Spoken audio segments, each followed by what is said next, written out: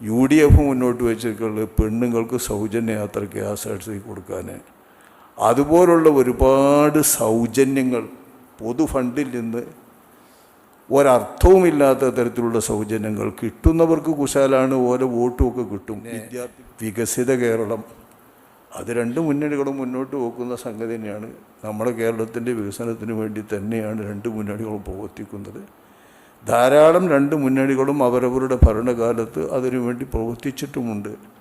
പക്ഷേ അധിക പക്ഷവും ഈ വികസനമൊക്കെ പോകുന്നത് അധികവും ഈ പെൻഷൻ കൊടുക്കാൻ, മാസാന്തം വല്ലതും കൊടുക്കാൻ, ഇനിയിപ്പോൾ UDF മുന്നോട്ട് വെച്ചിട്ടുള്ള പെണ്ണുങ്ങൾക്ക് സൗജന്യ യാത്ര KSRTC കൊടുക്കാൻ, അതുപോലുള്ള ഒരുപാട് സൗജന്യങ്ങൾ പൊതു ഫണ്ടിൽ നിന്ന് ഒരർത്ഥവുമില്ലാത്ത തരത്തിലുള്ള സൗജന്യങ്ങൾ കിട്ടുന്നവർക്ക് കുശാലാണ്, ഓരോ വോട്ടുമൊക്കെ കിട്ടും. വിദ്യാർത്ഥികൾക്ക് ഇനി 1000 രൂപയൊക്കെ കൊടുക്കുന്ന രീതി, ഈ തരത്തിലുള്ള ഓശാരങ്ങൾ പൊതുഭരണ ഫണ്ടിൽ നിന്ന് ഈ നാടിനും സംസ്ഥാനത്തിനും ഉപകാരപ്രദമായ പദ്ധതി വർക്കുകളിലേക്ക് നീങ്ങേണ്ടിട്ട് ഈ ഫണ്ടുകളൊക്കെ വെറുതെ ഓരോരുത്തർക്ക് കൊടുത്തുകൊണ്ടിരിക്കുന്ന രീതിയിൽ പെൻഷനായിട്ടും ശമ്പളമായിട്ടും എത്രയാണ് വാസ്തവത്തിൽ ഈ ഭരണകൂടം ചെലവഴിക്കേണ്ടി വരുന്നത്.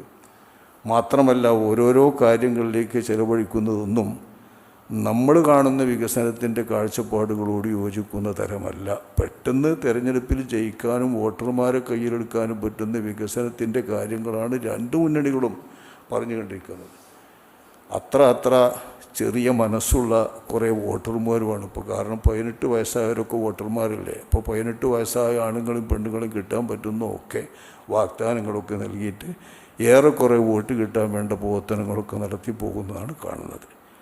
എന്നാൽ വികസനം നടക്കുന്നുണ്ട്. വമ്പിച്ച കടം സംസ്ഥാനത്തിൻ്റെ മേലുണ്ടാക്കിക്കൊണ്ടുള്ള വികസനങ്ങളാണ് രണ്ട് മുന്നണി ഭരിക്കുമ്പോഴും നടക്കുന്നത്. വലിയ കടബാധ്യതകൾ സംസ്ഥാനത്ത് വരുത്തി വെച്ചുകൊണ്ട് കിട്ടുന്ന വരവുകളും കിട്ടുന്ന വരുമാനവും വെച്ചുകൊണ്ട് ഈ സംസ്ഥാനത്തിൻ്റെ ഐശ്വര്യത്തിന് വേണ്ടി വികസനത്തിന് വേണ്ടി ആസൂത്രിതമായി ശരിയായ വിധത്തിൽ പൊതുഖജനാവിലെ ഫണ്ടാണെന്ന നിലക്കുള്ള കൈകാര്യം ഇപ്പോഴത്തെ രാഷ്ട്രീയ മുന്നണികളും ഭരണക്കാരുമൊക്കെ ഒഴിവാക്കിയിട്ടുണ്ട് എന്ന് തന്നെയാണ് നമുക്ക് തോന്നുന്നത്. വികസനത്തിന് ഒരു പ്രത്യേക രൂപവും ശരിയായ ഒരു ദിശയും ശരിയായ ഒരു പദ്ധതിയുമൊക്കെ രണ്ട് മുന്നണികളും കാണേണ്ടതുണ്ട് എന്നാണ് നിഷ്പക്ഷമായി ചിന്തിക്കുമ്പോൾ നമ്മൾ കാണുന്നത്. ഈ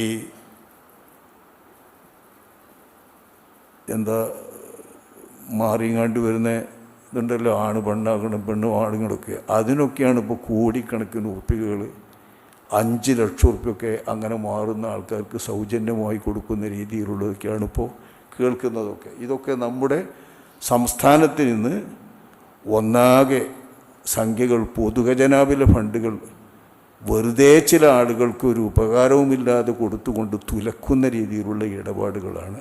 അത്തരം കാര്യങ്ങളൊക്കെ മാറ്റി കണ്ടമാനമുള്ള